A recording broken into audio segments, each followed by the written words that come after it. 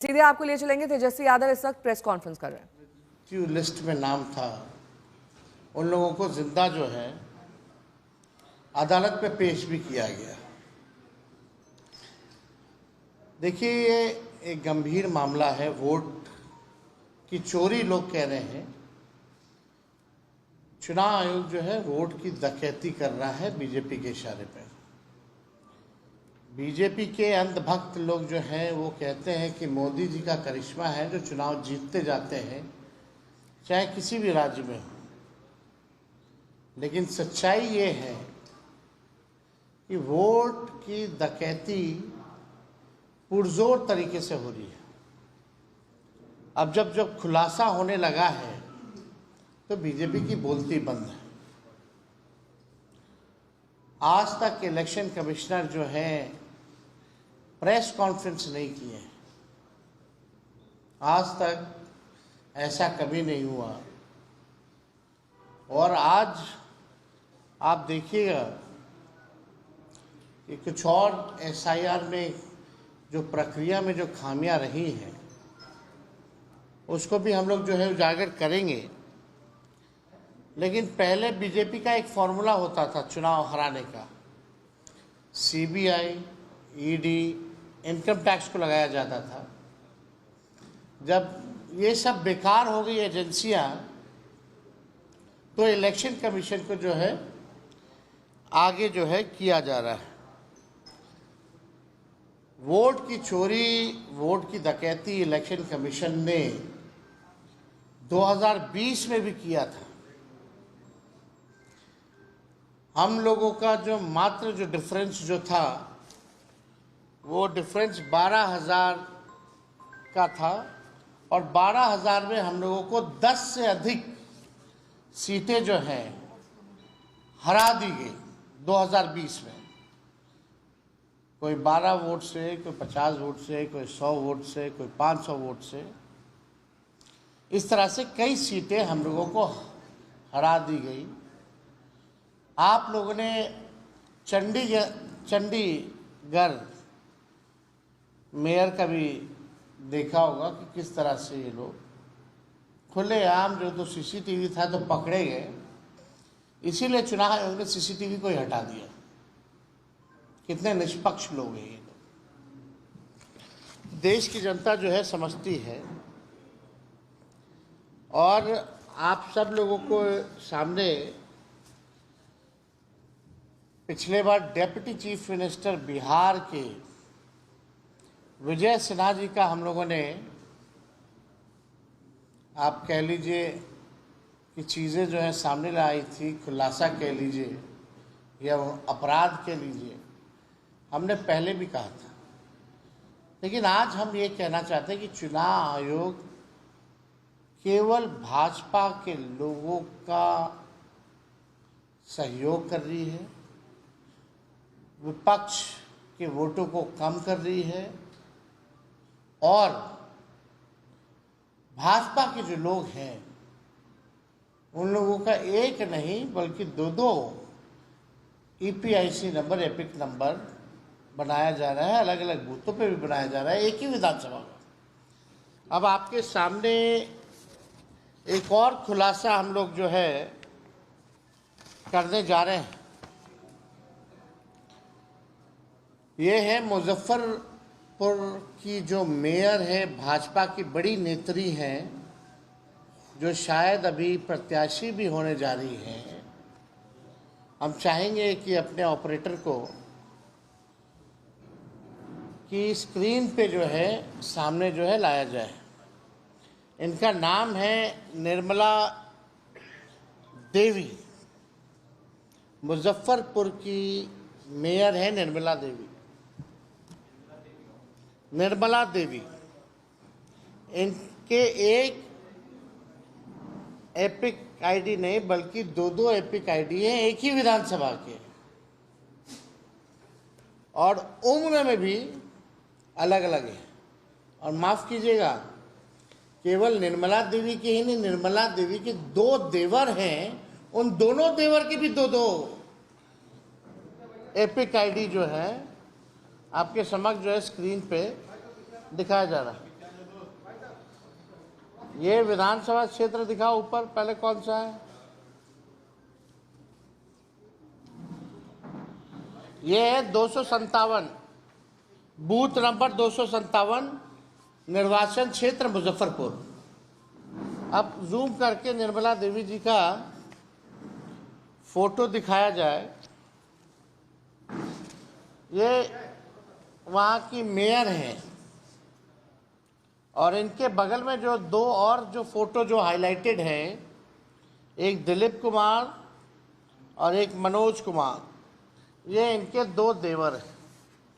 अब दूसरा बूथ जो है वो लगाया जाए 153, ऊपर देखिए 153 मुजफ्फरपुर। ये लेटेस्ट फोटो है इन लोगों का 153 वाले में। निर्मला देवी, इसमें 48 साल उम्र है और 257 वाले बूथ नंबर पर इनका 45 साल उम्र है। तो आप दोनों देवर को आप देख सकते हैं। दूसरा देवर को दिखाओ।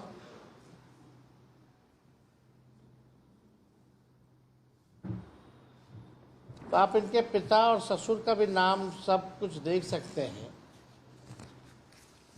अब इसमें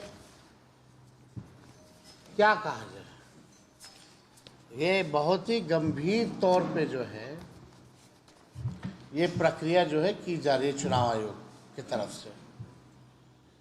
इतने गंभीर हैं कि ओरिजिनल मतदाताओं को मार देते हैं, शिफ्टेड बता देते हैं, अनट्रेसेबल बता देते हैं, और जो भाजपा के लोग हैं, संभावित प्रत्याशी या वर्कर या बड़े बड़े लोग, डेप्यूटी चीफ मिनिस्टर जैसे, उन लोगों का एक नहीं 2-2 ईपीआईसी नंबर बन जाता है। तो शुरू दिन से ही हमने ये बात कही थी, जब से एसआईआर की प्रक्रिया चल रही थी, कि साजिश की बुई नहीं बल्कि पूरा चुनाव आयोग का एक बड़ा भाजपा के साथ मिलकर के एक भारी जो है षड्यंत्र जो है रचा जा रहा है, और भाजपा को मदद पहुंचाने के लिए चुनाव में जो हमारे गरीब मतदाता हैं, जो विपक्षी दलों के वोटर हैं, उनको मित्र बता दिया जाता है, उनका वोटर लिस्ट से नाम काट दिया जाता है, और भाजपा के लोगों का एक नहीं अनेकों जो है वो किया जाता है।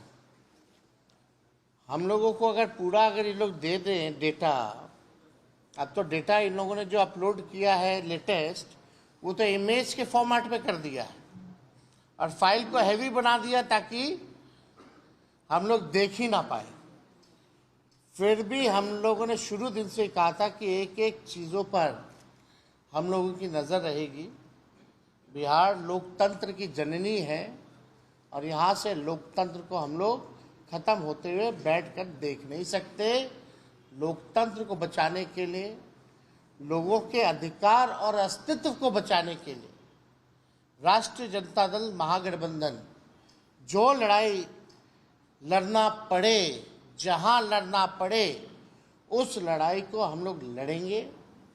और किसी भी सूरत में जो बेईमानी करने के इरादे से इलेक्शन कमीशन या भाजपा के लोग यहाँ आए हैं, इनकी बेईमानी को हम लोग सहेंगे नहीं बल्कि मुंहतोड़ जवाब देंगे। और एक और तरीका समझ जाइए, अब गुजरात के लोग बिहार के वोटर बन रहे हैं।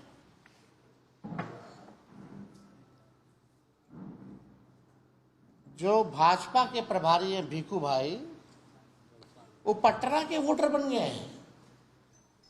ठीक है, उन्होंने आखिरी वोट जो है गुजरात में दिया था 2024 में, लेकिन वो पटना के भी वोटर बने हुए हैं। नाम उन्होंने कटवा लिया गुजरात में, वो ठीक है, लेकिन आप समझिए कि 5 साल हुआ नहीं, कि आप जगह बदल बदल के वोट दे रहे हैं। तो भीखू भाई जो है प्रभारी हैं भाजपा के, अब वो पटना के वोटर बन गए। अब पता नहीं पटना बिहार का चुनाव खत्म हो गया तो फिर नाम कटवा करके कहाँ का बन जाएंगे, ये तो वही बता पाएंगे। लेकिन इन लोगों का षड्यंत्र जो है आप सब लोगों को समझना पड़ेगा कि किस हिसाब से भाजपा के लोग जो है बड़े पैमाने पे जो है बेईमानी इलेक्शन कमीशन के साथ मिलकर के ये लोग कर रहे हैं। अब जो बीजेपी की नेत्री हैं बहुत बड़ी मुजफ्फरपुर की, जो संभावित प्रत्याशी भी हैं और मेयर हैं मुजफ्फरपुर की, इनके पास 2 EPIC नंबर हैं। पहला REM 1251917। हम चाहेंगे कि जो ऑपरेटर है इलेक्शन कमीशन का जो एप्लीकेशन है उसमें दिखाएं।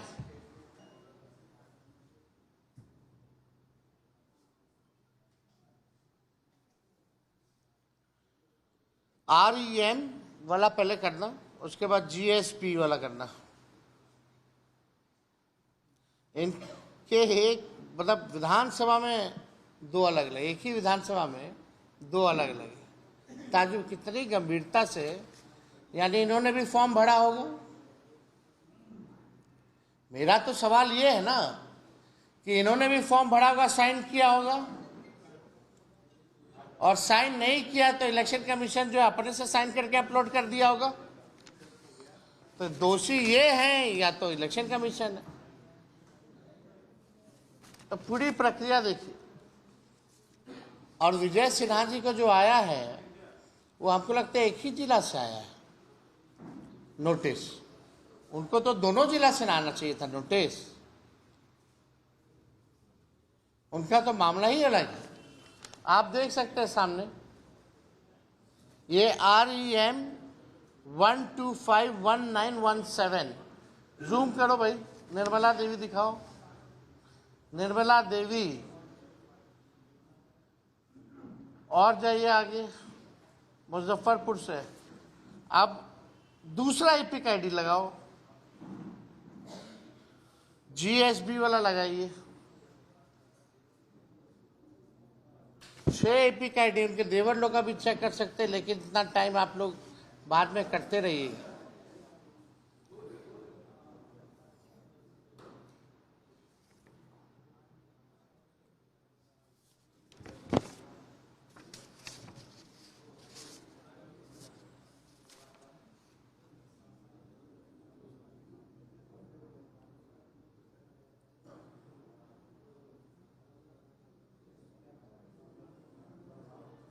To GB5UJ